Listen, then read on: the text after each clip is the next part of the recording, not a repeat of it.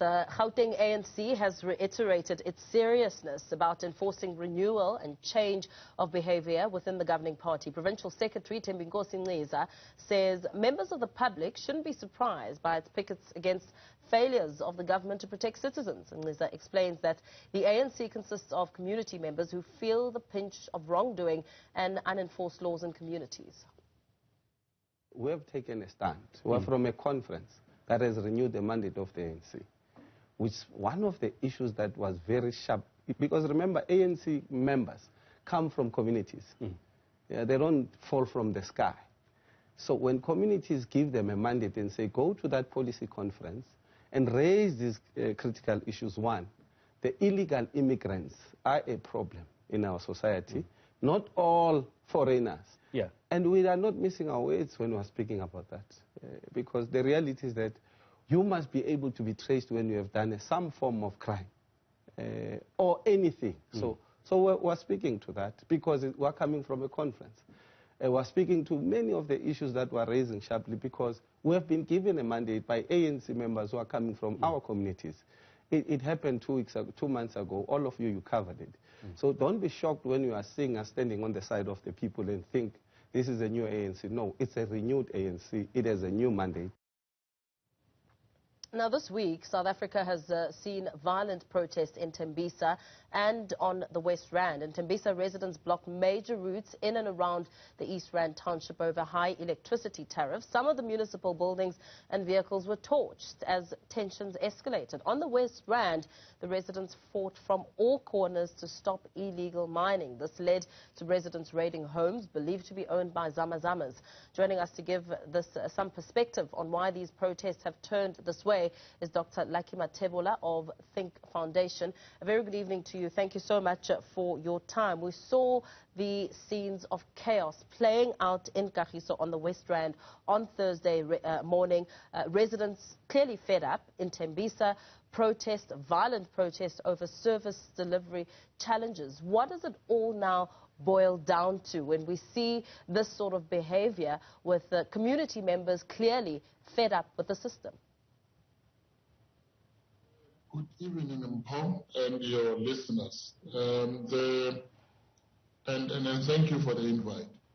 Mpho, we are starting to see a crisis of political legitimacy in South Africa, notwithstanding the fact that people have a right to vote, have the power of the vote to make a change and to make their lives better. But the legitimacy of the system being able to deliver for the people is now in question. The statistics have told us that more people are not voting every time there is a vote. That might be an indication that more people, because they are not voting, they don't see those that have been voted into power as representing them.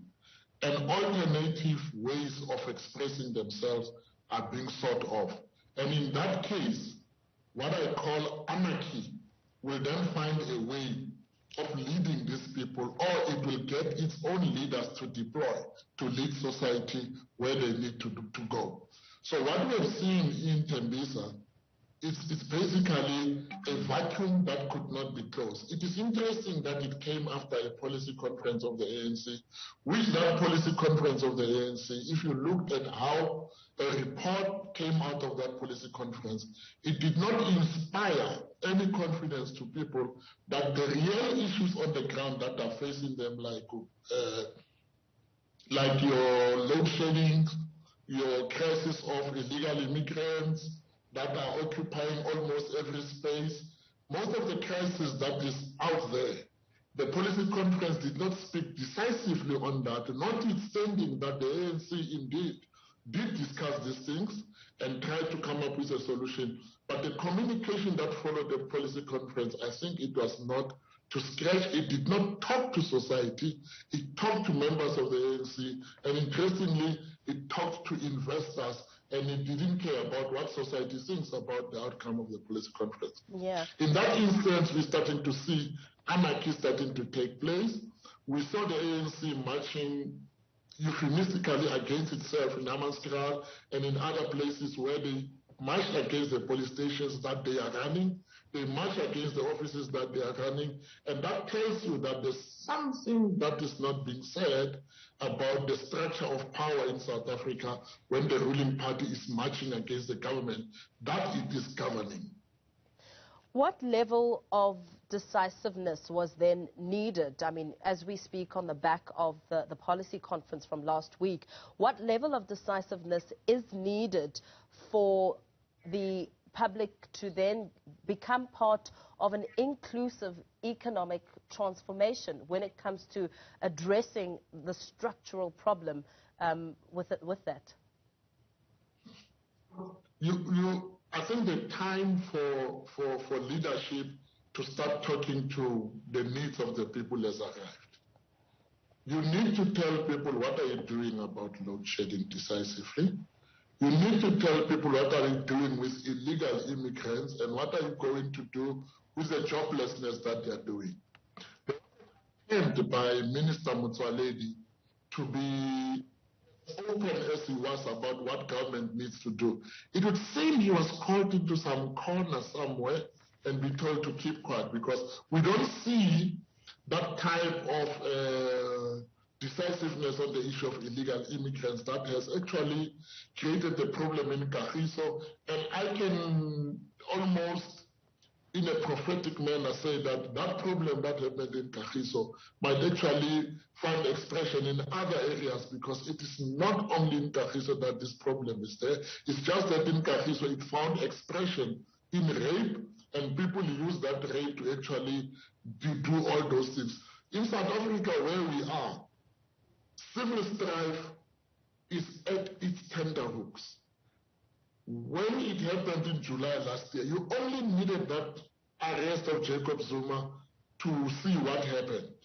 In Kagiso, just those 8 rapes, they sparked a big thing. So you ask yourself, what do you need in Soweto to get Soweto to erupt again?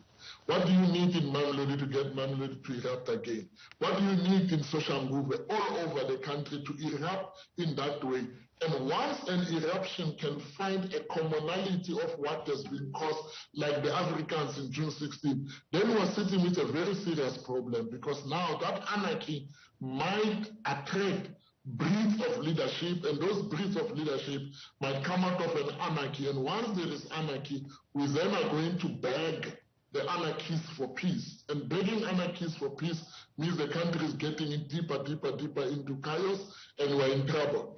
And at the same time, your president is facing possibilities of impeachment if the letter that came off Parliament is true, it's not fake news. And you're looking at all these challenges that are there, where the legitimacy of leadership has been compromised. We are seeing leadership not being trusted practically by everybody, and people wanting to take matters into their own hands. And that tells me that we are now getting into a convergence of some catastrophes that need a particularly different breed of leadership to come out of there. If you remember in 1976, the Dr. Motanas of this country and all those leaders in Soweto that stood up and started to control that thing. We probably need to start seeing new Dr. Motanas and whatever, because the ANC does not seem to be wanting to take this space like it took in the past. And in that way, we're seeing a crisis of leadership and a crisis of legitimacy. And once we have that, we're back into the space that happened in the early 80s up until 1989, when the National Party decided that, no, look, we need to come up with a solution. Yeah. And the ANC, unfortunately, once it loses the legitimacy it has, we don't know what's going to emerge. Absolutely. I mean, you've touched on a lot of points there, but perhaps just expanding on what happened in Kagiso and questions around Zamazamas, that also put the spotlight on illegal mining, questions around the economic benefits, you know, the possibility of creating jobs, and really focusing and honing in on what can be made of those mines that have been left abandoned to become a more inclusive way of, you know, legalizing that part for the benefit of communities and job creation. That has also been a matter that's come out under the spotlight, and questions around the white paper which is sitting with the president, and no progress being made around that space.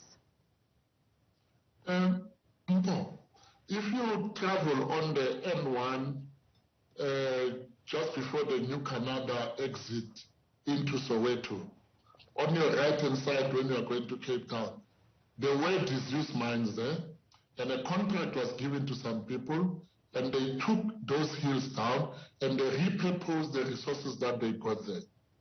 It is common knowledge that what is happening in Krugersdorp, there are people that put proposals to clear those mines so that you can use the sand and all those people. There are people that wanted to deal with that thing and create jobs there. As to why those people were not given permits and all those things might be linked to state capture and corruption, we don't know. But the truth of the matter is that those mines that are there can be used and can be repurposed. The sand can be taken and be used into the sand space and all those things and be used to produce cement and create more jobs.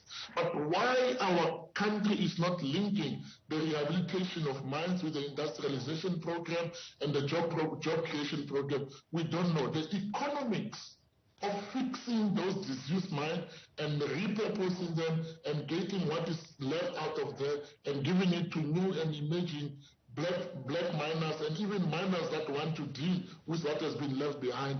It's clear the business cases are there, but the question as to why that is not being done is not known. I mean, being part of platforms where there are business leaders that are discussing these things, it's true that those places can create a lot of jobs. We just need commitment from the Department of Minerals and Energy. We need commitment from DTI. The time now for people to appease dominant people and dominant monopolies about who can get access to it, it's over. They just need to open up that space and create jobs there and release the funding that is being rolled over year and year out in the IDC and other places, the PIC and whatever, so that people can go there and repurpose those papers and create jobs, and then there won't be illegal mining. I mean, Minister Gwede indicated that once you have people that are mining in a country that has our laws, anarchy is settling in. Absolutely. We're going to have to leave it there for now. Thank you so much for your time and that very thorough analysis. Thinc Foundation CEO, Dr. Lucky Mathebula.